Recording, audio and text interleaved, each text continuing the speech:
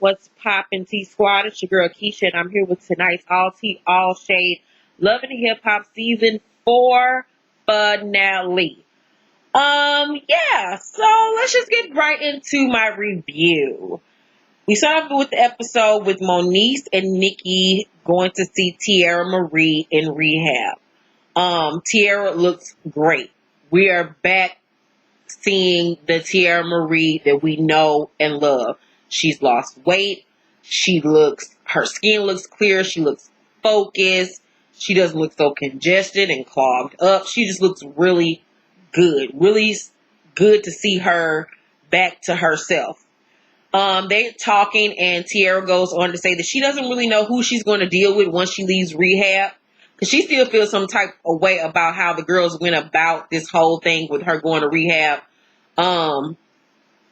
I don't know if she doesn't feel like she had an alcohol problem. I don't really know what it is, but she continuously said throughout this episode that she felt like the girls were doing more than what they should have regarding her sobriety and everything. I think she felt like they were putting on for the cameras and it wasn't as serious as they made it out to be, but that she did kind of have some type of problem. I don't know, but she don't really know who she gonna fool with after she get out of rehab. So I don't know. I guess I'll find out more about her feelings towards that issue once I watch the reunion part 1, because I have not seen the reunion part 1 yet. I have it saved on my DVR for 10:30, so I'll be able to see it after this video goes up. And part 1, my All Tea All Shade part 1 of the reunion review will be up tonight as well. So she says that she hasn't talked to Cisco and wants to stay focused on her sobriety once she does leave rehab. Fizz goes to see Ray J. They discuss being a super group. Ray 2K, B2K, Ray J, Boog, Fizz, whatever the hell it's going to be. I was here for the idea. I really like this idea of them all joining together, but shit went left real fast. Boog shows up and does not know that Lil Fizz has asked Ray J to replace Omarion. Ray was like, I thought you told this man what was going on. Like, it already just started off on some BS. Ray done made a promotional stuff as them as a group saying Ray 2K. Boog ain't feeling it, and he says that none of them are at the level B2K was when they left off. And I was like, I don't necessarily agree with that. B2K was huge. Don't get me wrong. It was a huge boy band at the time. But you cannot deny the moves that Ray J makes. Ray J might not have hit songs, but Ray J, when it comes to television, is really out here making a name for himself. Not only is he a cast member of Love and Hip Hop, but he has his own reality shows that he's produced for We and Oxygen. He's done, when they did that Bad Girls Club, like All Star show, he was a producer for that. He has that Driven to Love little reality show on WeTV where he drive people around and they go on dates in the back of his car. He produced a reality show on BET a year or two ago that starred Birdman, Snoop, Dame Dash. He produced that show. Ray J is out here getting these producer checks, so his name might not be huge in the music realm, but in television, yes, he has really good people backing him in the entertainment television realm. So you can't deny him on that level. Boog feels like all the original members should get back together, or it shouldn't be done at all. Ray J says that he would bring a new wave of vocals and harmony to the group as opposed to what they did in the past to take it a step up vocally. And I was like, wow, that was eloquently said, and it was an eloquent diss. Boog felt it. He was like, shots fired. And I was like, well, let's keep it all the way 100.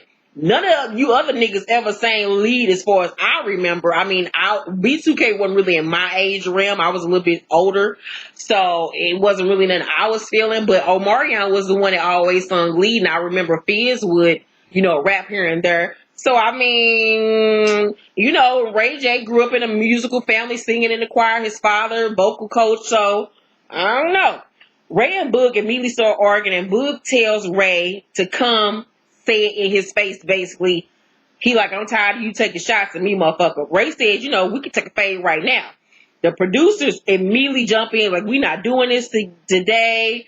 I noticed that Boog kept his ass in that damn chair. He ain't knucking your butt. Boog leaves and Ray still talking shit or whatever and feels like he gone and you still talking. And Ray say, I'm talking to both of y'all niggas. What's up? Like, Ray did not give a fuck. Ray, say what you want about Ray J, but Ray J will fight your ass. Ray, while Brandy ass is out here sitting up in her room, Ray was out here hanging with these niggas in the streets. So, say what you want about Ray J. Y'all got Ray J fucked up. Keisha and Boobie sit down with their lawyer to get their divorce. They agreed to joint custody for little Daniel. They say that they're still family and that they're going to do what's best for their son.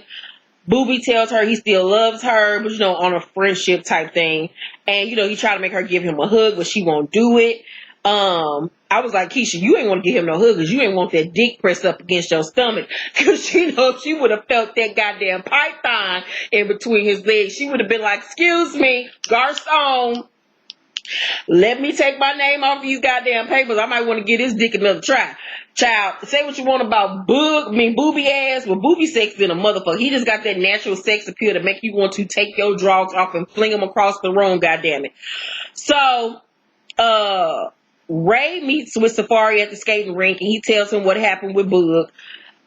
Fizz, he said, called him after the whole debacle and asked him to meet up with Boog again.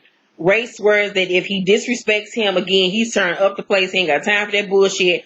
Safari, reiterates the fact that he's going back to New York and he's having a going away party before he does.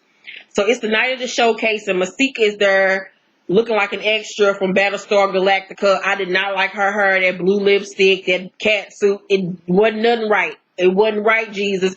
She got the little clip-ons in her hair from Claire's. She was giving me Bratz doll 2017 realness. I just was not, no. Masika gets on stage and performs. It was a hot, stinking, piping hot mess. She was out of breath. And I'm like, how are you out of breath, ma'am? And you're lip singing. She wasn't in tune with the dancer. She was always a beat behind. She looked big and bloated. It just was not right, Jesus. No. And I'm a big bitch. So I'm like, how you looking big on TV and you smaller than me? Brooke asks Bridget, is she going to perform her song? Bridget started going off and said she writes her own music and she won Grammys and this, and that. I'm like, you a Grammy Award winning artist and you want Love and Hip Hop at the end of the damn day. So don't nobody need you to sit up here and tell us your credentials, because at the end of the day, you still collecting VH1 Mona Scott Young checks. So have several. She tell Brooke that she not the rest of these Hollywood bitches. She don't give a fuck about Brooke, man. And Brooke like, obviously you do, sis. And I'm like, yeah, you do, girl. Like, what are you talking about? She says that Boobie came to her and she didn't have to chase after him. And Brooke says, he was desperate because I left him lonely. Bridget says, you're mad and it's okay. And Brooke says, I'm mad, or do I look like a bag of money? And because she couldn't say she didn't, because say what you want about Brooke. This whole season, Brooke has brought it with the hair, the fashion, makeup. One of the best dressed of this season outside of Miss Nikki, baby. So Bridget says, no, you look like these bags of pretzels, salty. And then she throws a little basket of pretzels on her and security jumps in and pulls Bridget away. And Brooke say, I'm gonna go do my performance and you can back me up like you always do, because this bitch love to take Brooke sloppy seconds. And she brings up in her green screen that she and Bridget made a pact they would never get physical with each other, and she broke that pact. Brooke performance was cool, but it was just a bunch of like runs and ad libs and shit. I didn't know none of the lyrics of the song. Her outfit was cute. Bridget's performance was great. Say what you want, I guess is the thing for this episode. Say what you want about Bridget, but the bitch can sing and the bitch got vocals and she's a great performer. She might be a hoe, but the bitch can sing. Boobie shows up and bring Brooke flowers, and she say, if you were to see Bridget, she on stage, and she brings up him taking her on this trip, He says he didn't want to go by himself. That basically, you stood me up. Like, what the fuck you think I was gonna do? You just sent me a text saying I couldn't come. Like, that was fucked up. She asked him and Brooke fuck. He didn't really answer the question. She realized that she's wrong for being mad and says that she had unfinished business with Marcus and they agree not to lie to each other anymore. Ray, Fizz, and Boog meet up again. Not Fizz. Boog apologizes for not telling. No, I did say that right. Fizz apologizes for not telling them what was going on initially when they first met up. Book apologizes to Ray and they clear things up and they agreed to just put this whole Ray 2K, B2K supergroup thing on hold. I'm sad about that. I really didn't want to see them work that whole situation out and do this group thing. I think it would have been dope. Hopefully they go back to the idea in the near future because I really want to make that happen. I don't know what the fuck Amariana's over there thinking, but he needs to pull his head out his asshole and get it together. Brooke and Marcus meet at the beach. She feels that she was serious about their relationship and that he wasn't. He was like, you don't think I was serious? Okay, this is how serious I was. And he pulls out the engagement ring he had bought for her. She like, Marcus, really? Oh, babe. But he pushed her back real quick like, we gonna put a pause on this because we ain't ready. And they do make a pact to try to work on their relationship because he does see a future with her. So it's the day of Safari's going away party. It's a white party theme. All the cast members are there. Booby goes over to speak to Bridget. She confronts him about asking Brooke to go on the trip first. He basically just found her attitude just super sexy and it's a turn on for him. Basically, they're gonna fuck again. Safari gets on stage and asks Nikki, can he hit it one more time, please? It was really cute and funny. Moniece tells Fizz, Nikki, and Safari that she felt shade and distance from Tierra, that she has not heard from Tierra since she got out of rehab. Even Miss Nikki Baby, we could tell, was very uncomfortable in the situation. Her and Moniece talk about Tierra, but at the same token, she also said that, she reached out to Tierra to come to Safari's going away party, but Tierra did not call her back. So I don't really know where Tierra's head is regarding Moniece and Nikki. I felt like, and I will say this, that Nikki did use her for a storyline this season. So I feel like if anybody she should have an attitude with, it would be Nikki. I feel like Moniece came from a really genuine place when it came to Tierra. I really think that she really did care. I did feel like Nikki did team too much this season, did not have her back like she should have. AD shows up and surprises Monique. Moniece wants to think about them getting back together first before she makes any firm decisions. I really don't want to see Moniece and AD back together. AD is a shit starter and she talks too much. Hazel shows up to confront Ray J about the bet. Her feelings are really hurt. She expected more from him because they've been friends for 10 years. They talk and they make up. Tierra's in the studio looking great. This is, like I said, once again, this is the Tierra Marie we knew. Her outfit was on point. Her weave was a little dry and crispity crunchy, but the hairstyle itself was cute. Her edge just needs to been, straightened out a little bit and blended better. But her outfit, the makeup, her Louboutins, perfection. Loved it. Cisco shows up to see her.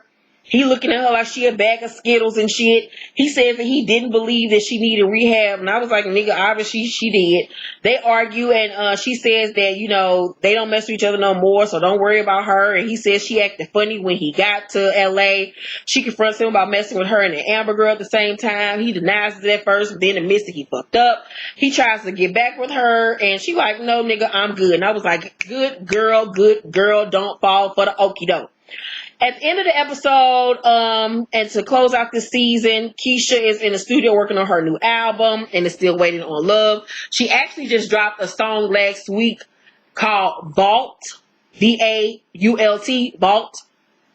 I have not liked the Keisha Cole song in shit, like maybe 5 or 6 years. The last Keisha Cole song that I love and still bump to this day is her song, Ooh, I think it's Ooh I or Ooh Baby or whatever, featuring Nas. That song goes so goddamn hard. If you have never heard it, go look it up. Keisha Cole featuring Nas. Last Keisha Cole song I have ever loved until Vault. Vault is the Keisha Cole that I have been waiting for like the last 5 or 6 years. This is the elevated version of Keisha Cole that I have been waiting for. The vocals are soft and subtle. The lyrics are so raw and pure and true and relatable. The melody, just gorgeous. Instruments, just simplistic. All that hollering and screaming and yelling and shit that she used to do on tracks, showing us her vocals, showing us that she has range. We know Keisha can hit the notes. We know that she has a high range. But the simplicity of her voice on that song, oh my God. And then just the lyrics within themselves, and she writes her own music. It was so raw, so authentic. Listenable, best Keisha Cole song I have heard in forever. And if the album sounds anything like that, I am here for it. So, Boobie, now that they divorced, has decided to get Keisha's face tattoo on his hand covered up. Brooke says that she and Boobie will remain friends, and that's it. She wants to be with Marcus. Hazel is still delusional. Ray and Princess are still working on trying to have a baby. Mystique is still out here in these streets thinking she Angela Bassett and is really giving us Anna Nicole tease. Zell Swag still ain't found a shirt. Moniece and AD got back together. They'll be on couples therapy probably in the near future. Tiara is focusing on her health and still feels betrayed by her friends. And Safari is going to New York. So I really love this season of of Love and Hip Hop Hollywood. I give the overall season an A-. It was really, really good. The season finale episode within itself, I give a C-. It was okay. Cannot wait to watch the reunion part 1 to see the ridiculous, over-the-top, ghetto, chic, fabulous fashions, all the drama. Be on the lookout for the video tonight. Last night I went live with the all-new Spill the Tea. I spilled the tea on Nene Leakes. Real Housewives of Atlanta, The Rock, Tyrese, Waka Flocka, so many stories. Go check it out right now. It's already over 3,000 views, so thank you all for watching that video. A new episode of Since You Asked will be up this Wednesday. If you have any questions for us, please email us at since-you-asked1@gmail.com. All of my social media and contact information is down below in the description box. Please make sure to thumbs up this video.